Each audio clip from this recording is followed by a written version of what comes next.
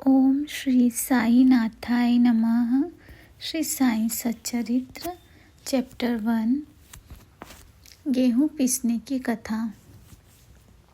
सन 1910 में एक दिन प्रातःकाल श्री साईं बाबा के दर्शनार्थ मैं मस्जिद में गया। वहाँ का विचित्र दृश्य देख मेरे आश्चर्य का ठिकाना न रहा कि साईं बाबा मुँह हाथ धोने के पश्चात चक्की पीसने की तैयारी करने लगे।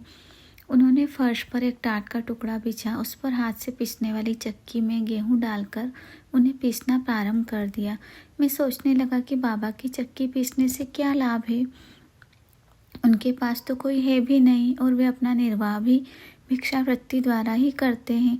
इस घटना के समय वहां उपस्थित अन्य व्यक्तियों की भी ऐसी ही धारणा थी, परंतु उनसे पूछने का साहस किसे था।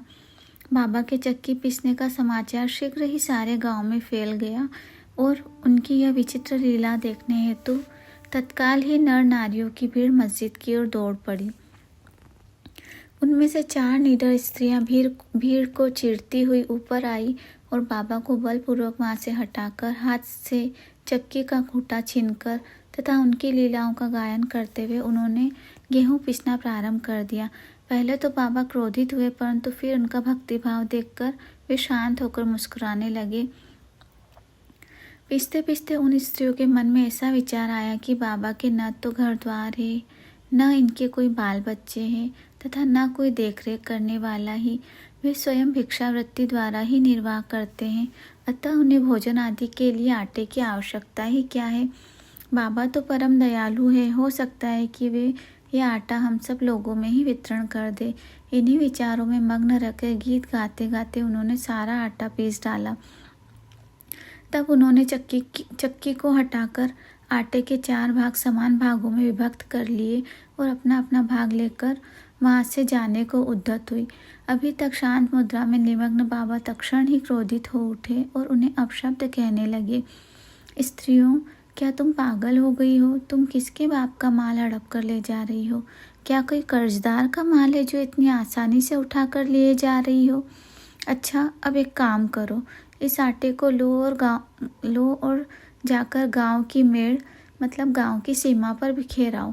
मैंने शिरडी वासियों से प्रश्न किया कि जो कुछ बाबा ने अभी किया है उसका यथार्थ में क्या तात्पर्य है। उन्होंने मुझे बतलाया कि गांव में विषय चुका हैजा का जोरों से प्रकोप है और उसके निवारणार्थ ही बाबा का यह उपचार है। अभी जो कुछ आपने पीसते देखा था वह गेहूं नहीं वरन विषुचिका हैजा थी, जिसे पीसकर नष्ट कर दी गई है। इस घटना के पश्चात सचमुच ही विषुचिका की संक्रामकता शांत हो गई और ग्रामवासी सुखी हो गए। यह जानकर मेरी प्रसन्नता का पारावार न रहा। मेरा कौतूहल जागृत हो गया। मैं स्वयं से प्रश्न करने लगा कि आटे और विषुचिका हैजा रोग का भौतिक तथा पारस्परिक क्या संबंध है, इसका सूत्र कैसे ज्ञात हो। घटना बुद्धिगम्य सी प्रतीत नहीं होती। अपने हृदय की संतुष्टि के हेतु इस मधुर लीला का मुझे 4 शब्दों में महत्व अवश्य ही प्रकट करना चाहिए।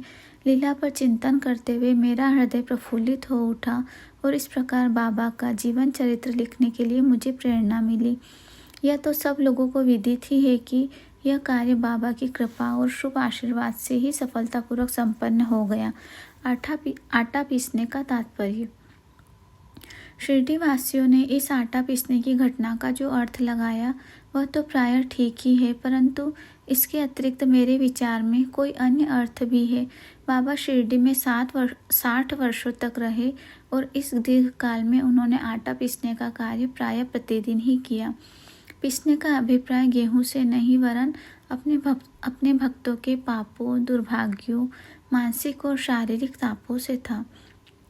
उनकी चक्की के 2 पार्टों में ऊपर का पार्ट भक्ति और नीचे का कर्म का था। चक्की की मुठिया जिससे कि वे पीसते थे वह था ज्ञान। बाबा का दृढ़ विश्वास था कि जब तक मनुष्य के हृदय से प्रवृत्तियां, आसक्ति, घृणा और अहंकार नष्ट नहीं हो जाते, जिनका नष्ट होना अत्यंत दुष्कर है, तब तक ज्ञान तथा आत्मानुभूति संभव नहीं है। यह घटना कबीरदास जी की उसके तदनुरूप ही एक घटना की स्मृति दिलाती है। कबीरदास जी एक स्त्री को अनाज पीसते देखकर अपने गुरु निपट निरंजन से कहने लगे कि मैं इसलिए रुदन कर रहा हूँ कि जिस प्रकार अनाज चक्की में पीसा जाता है, उसी प्रकार मैं भी भवसागर रूपी चक्की में पीसे जाने की यातना का अनुभव कर रहा हूँ। उनके गुरु ने उत्तर दिया कि घबराओ नहीं, चक्की के केंद्र में जो ज्ञान रूपी दंड है उसी को दृढ़ता से पकड़ लो। जिस प्रकार तुम मुझे करते हुए देख रहे हो उससे दूर मत जाओ, बस केंद्र की ओर ही अग्रसर होते जाओ और तब यह निश्चित है कि तुम इस भवसागर रूपी चक्की से अवश्य ही बच जाओगे। श्री सद्गुरु साईनाथार्पणमस्तु। शुभम भवतु। ओम साई राम।